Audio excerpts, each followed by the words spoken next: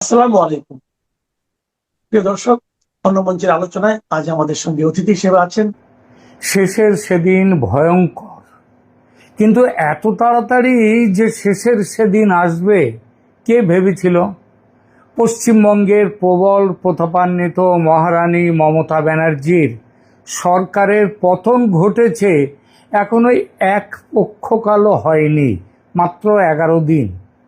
তার মধ্যে মহারানী ফিউজ, যুবরাজকে দেখলে মনে হয় কত নিশি গেছে নিধারা ওগো, কত মেদ গেছে ঝরে, ফুল নয়, কত মেদ গেছে ঝরে।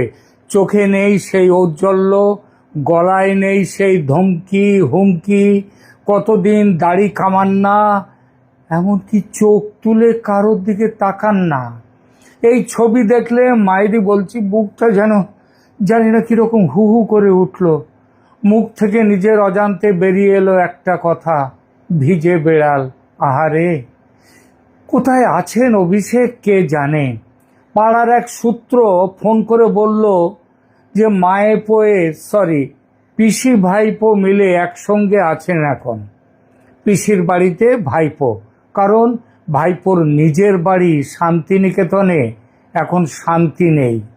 পুলিশ পাহারা নামমাত্র। সারা বাংলা থেকে গায়ের ঝাল মেটাতে লোকজন আসছে ওই কালীঘাট ব্রিজের ওই মুখটায়, ওখানটাতে বাড়ির সামনে দাঁড়িয়ে চোর চোর বলে চেঁচাচ্ছে, নতুন নতুন গান বেঁধে গাইছে, এমনকি নুক্কড় নাটকও মঞ্চস্থ করছে। সেই নাটকে সেখানে একটা নাটক দেখলাম যে সেখানে তাকে একটা গণ আদালত সেখানে বসিয়েছে, এবং সেই আদালতে অভিষেক ব্যানার্জির বিচার চলছে, এবং বিচার শেষে বিচারক তাকে বলছে যে একে ভারত থেকে বহিষ্কার করে দাও, এই দেশে এর থাকার কোনো যোগ্যতা নেই। তখন অভিষেক ব্যানার্জি সে কেঁদে কেঁদে বলছে, আমি ভারত থেকে চলে যাব না, আমি এখানে থাকবো, আমাকে বার করে দিও না। পথ চলতি মানুষজন দেখছে সেসব নাটক। পাড়ার লোকজন যারা এতদিন পিসি ভাইপোর সিকিউরিটির অত্যাচারে একেবারে মৃতপ্রায় হয়েছিল, যাদের বাড়িতে অতিথি আসা বন্ধ হয়ে গিয়েছিল, কিভাবে না কিভাবে আবার ওই সিকিউরিটির ঝামেলায় পড়তে হবে সেই ভয়ে, তো তারা আজ গা ঝাড়া দিয়ে উঠেছে। দাঁতে দাঁত চেপে তেরছা চোখে দেখছে অভিষেকের ওই শান্তিনিকেতনকার দুধ ছাই। বারবার রবীন্দ্রনাথের শান্তিনিকেতনের সাথে এই নামটার আমার উচ্চারণ করতে ঘেন্না হচ্ছে। এটাকে শান্তিনিকেতন বলবো না, এটার নাম আমি দিলাম, কি দেওয়া যায় বলুন তো, অশান্তিনিকেতন। ঠিক আছে, এখন অশান্তিনিকেতনই দিই, এখন পরে নয় অন্য কিছু দেওয়া যাবে। তো যাই হোক, এই অশান্তিনিকেতনের সামনে এসে সবাই এখন ওই পাড়ার লোক যারা এতদিন ভয়ে ভয়ে থাকতো, তারা বলছে বড় বার বেড়েছিল তাই না, এখন ভোগে যা। এই যে ভোগে যাওয়া মানে সেটা তো যাওয়ার মতন হয়ে গেছে। ওই যে বললাম কত নিশি গেছে নিধারা ওগো, কত মেদ গেছে ঝরে। ওই পাড়ার থেকে খবর পেলাম অশান্তিনিকেতনে সিকিউরিটির অভাব বোধ করছেন অভিষেক, তাই পিসির কাছে গিয়ে সেখানে থাকছেন। কেননা পিসি প্রাক্তন মুখ্যমন্ত্রী, সুতরাং তার স্বাভাবিকভাবেই তার কিছু বেশি সেখানটায় রয়েছে তার সিকিউরিটি। তো নিজের অট্টালিকা ছেড়ে পিসির বাড়িতে এই থাকার কারণটা কি?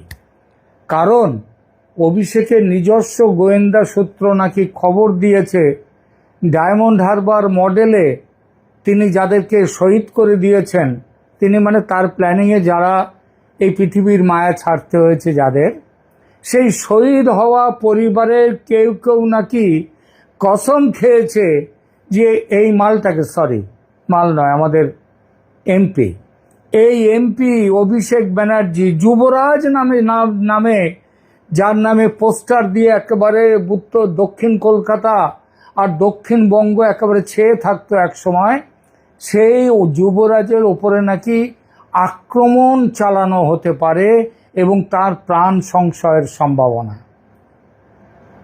কাদের দ্বারা? ওই যে বললাম, শহীদ পরিবার।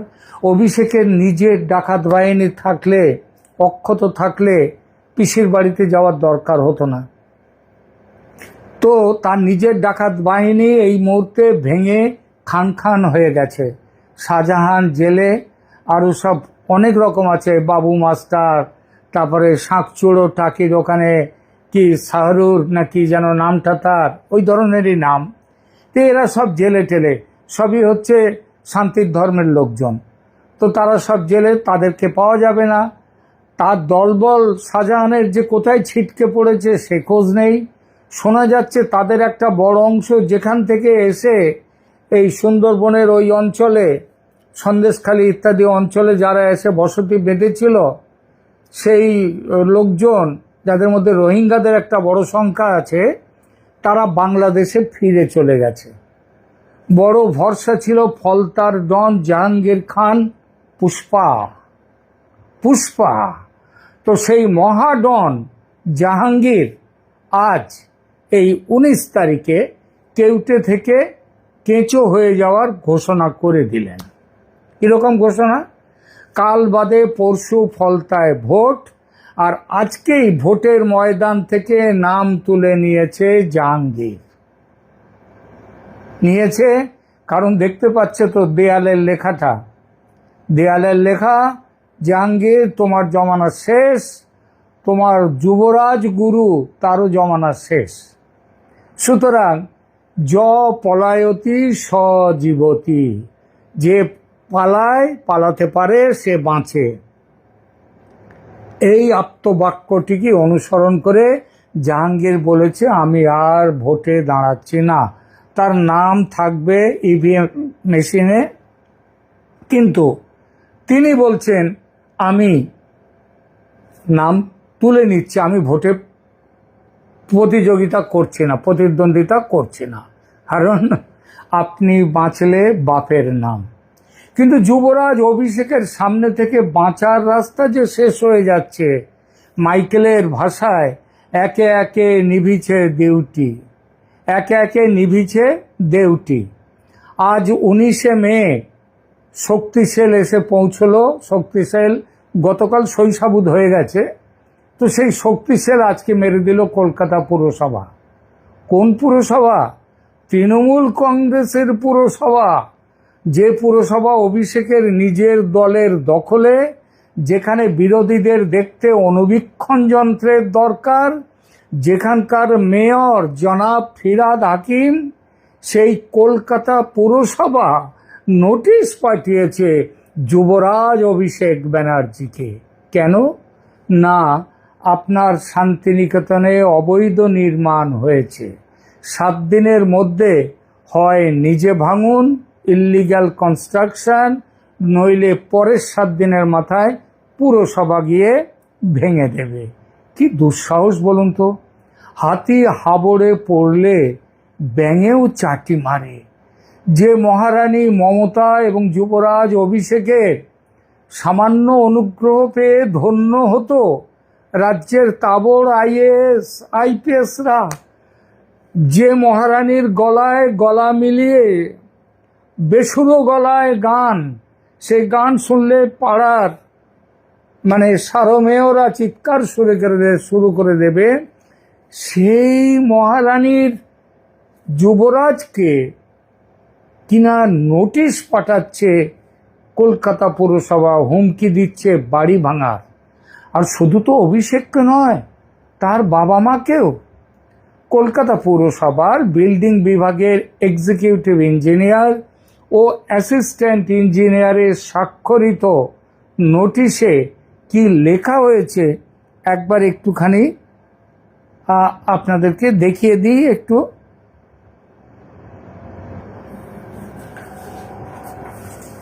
হ্যাঁ, একবার এটা দেখিয়ে দিচ্ছি চিঠিটা, কিন্তু এখান থেকে তো পড়তে পারবেন না। এবার তাহলে আমি একটু পড়ে দিই চিঠিটা। এই চিঠিটা এসছে লতা ব্যানার্জি হচ্ছেন অভিষেক ব্যানার্জির মায়ের নাম।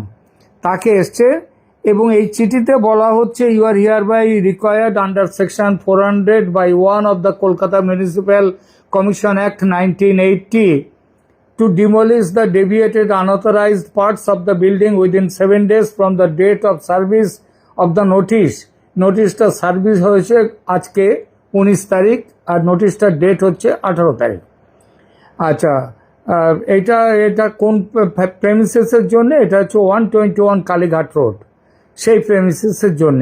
এবং এখানে বলা হয়েছে যে আপনি 7 দিনের মধ্যে যা আনঅথরাইজড কনস্ট্রাকশন করেছেন, প্ল্যানে যা নেই সেই কনস্ট্রাকশন ওর ভেতরে যেটা করেছেন সেটা ছেড়ে দিন, সেটা ভেঙে দিন। আর যদি তা না করেন আমরা তারপরে আরও 7 দিন পরে 7 দিনের কমপক্ষে আর একটা নোটিশ দেব, দিয়ে আমরা নিজে গিয়ে সেটা ভাঙবো এবং ভাঙার যে খরচটা সেই খরচটা আপনাকে দিতে হবে। এই চিঠি, এই একই রকমের চিঠি গেছে শান্তিনিকেতন বাড়িতেও। শান্তিনিকেতন কি? ওই যে বললাম না, যে বাড়ি হচ্ছে অভিষেকের অশান্তির নিকেতন, সেই বাড়িতেও এই একই ধরনের চিঠি গেছে। এই সম্পর্কে যে খবর জানা যাচ্ছে সেটা হলো কলকাতা পুরসভা বেআইনি নির্মাণ ও নিয়ম লঙ্ঘনের অভিযোগে তৃণমূল কংগ্রেস সাংসদ অভিষেক বন্দ্যোপাধ্যায়ের যত সম্পত্তি আছে, মোট সম্পত্তি তার এবং তার ওই লিপস অ্যান্ড বাউন্সের নামে 18টা সম্পত্তি পাওয়া গেছে। এই 18 জায়গায় নোটিশ পাঠিয়েছে। কালীঘাট রোড এবং হরিশ মুখার্জি রোড সংলগ্ন তার বাড়ি এবং লিপস অ্যান্ড বাউন্স সংস্থার সাথে যুক্ত আরও 17টি সম্পত্তির নির্মাণ পরিকল্পনা খতিয়ে দেখতে এবং প্রয়োজনীয় নথি জমা দিতে এই নোটিশ জারি করা হয়েছে। নোটিশে কি বলা হয়েছে? বলা হয়েছে কোন জায়গার, ওই যে বললাম যেটা অভিষেক বন্দ্যোপাধ্যায়ের হরিশ মুখার্জি রোড এবং কালীঘাট রোডের বাড়ির পাশাপাশি তার বাবা মায়ের নামে থাকা বাড়িতেও বেআইনি নির্মাণের অভিযোগ উঠেছে। একটু আগে ওইটা পড়ে আপনাদের শোনালাম। এবং কয়েকটি নির্দিষ্ট অংশে পুরসভার নিয়ম ক্যালকাটা মিউনিসিপ্যালিটি অ্যাক্ট 1980 ধারা 400/1 এবং 401 লঙ্ঘন করে নির্মাণের অভিযোগ তুলে তা ভাঙার অথবা 7 দিনের মধ্যে সদুত্তর দেওয়ার নির্দেশ দেওয়া হয়েছে। যথারীতি এইটা বেরোবার পরেই, এই নোটিশটা আসার পরেই তৃণমূল কংগ্রেস বলতে শুরু করেছে যে এটা হচ্ছে অভিষেক ব্যানার্জির ওপরে, তার ওপরে অন্যায়ভাবে এটা হচ্ছে উইচ হান্টিং করা হচ্ছে, তাদেরকে যাতে ক্ষতি করা যায় সেই জিনিসটা করা হচ্ছে। এখানটায় বলা হয়েছে অভিষেকের বাড়ির ভেতরে যেসবগুলো বলা হয়েছে একবার দেখে নিন। অভিষেকের শান্তিনিকেতন বাড়ি এবং অভিষেক তার ছবিটাও একবার একটু দেখিয়ে দিই। দেখলেন এইখানটায় অভিষেকের এই যে, এইবার এখানে বলছে, খবরের মধ্যে বলছে যে আভাস আগেই দিয়ে রেখেছিলেন মুখ্যমন্ত্রী শুভেন্দু অধিকারী, এবার কলকাতা পৌর নিগমের স্ক্যানারে অভিষেক বন্দ্যোপাধ্যায়ের সম্পত্তি এবং ইতিমধ্যে নোটিশ পাঠানো হয়েছে শান্তিনিকেতন কালীঘাটের বাড়িতে। দুদিন আগেই কলকাতা পৌর নিগমের আধিকারিকরা ইন্সপেকশনে এসেছিলেন। তারা দেখে গিয়েছিলেন যে শান্তিনিকেতন ও কালীঘাটের বাড়িতে প্ল্যানের বাইরে বেশ কিছু অবৈধ নির্মাণ হয়েছে, সেইটা ভাঙার নোটিশটা দেয়া হয়েছে। এখন যেটা প্রশ্নটা হচ্ছে, গতকালই ফিরহাদ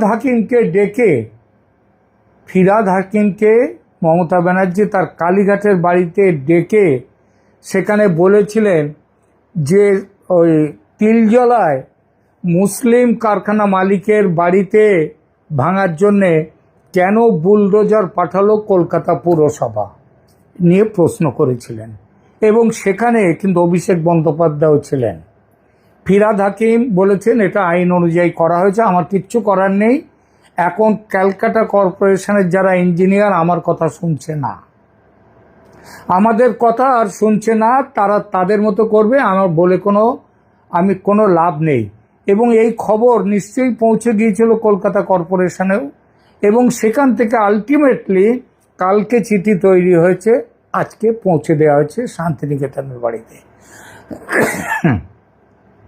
বুঝলেন বিপদটা? তার মানে শেষের সেদিন ভয়ঙ্কর, সেই দিন কিন্তু এসে গেল। তৃণমূল কংগ্রেস, দেখুন সিপিএম 14 বছর, এই 35 বছর ধরে, 34 বছর ধরে রাজ্য শাসন করেছে, কিন্তু দু একটা ছোটোখাটো নেতার বিরুদ্ধে তাদের দুর্নীতির অভিযোগ ছিল। কিন্তু তৃণমূলে তো একেবারে মহারানী হাওয়াই চটি পরে তিনি যা চুনোপুটি তৈরি করেন, চুনোপুটিদের তো রাঘব বোয়াল তৈরি করেছেন। আর নিজের ওই যে তিনি তো বলেন 1 টাকা মাইনে নেন, 1 টাকা মাইনে নেন, তাহলে তার খরচটা কে পোষায়? টাকা কোত্থেকে আসে? এটা আপনারা এবার ভাবুন, বলুন যে শুভেন্দু অধিকারী, তবে আমি কিন্তু ব্যক্তিগতভাবে শুভেন্দু অধিকারীকে বলবো, এত তাড়াতাড়ি এত চমৎকারভাবে বিভিন্ন জায়গায় তিনি অ্যাকশন নিচ্ছেন, তাতে হ্যাটস অফ। ধন্যবাদ।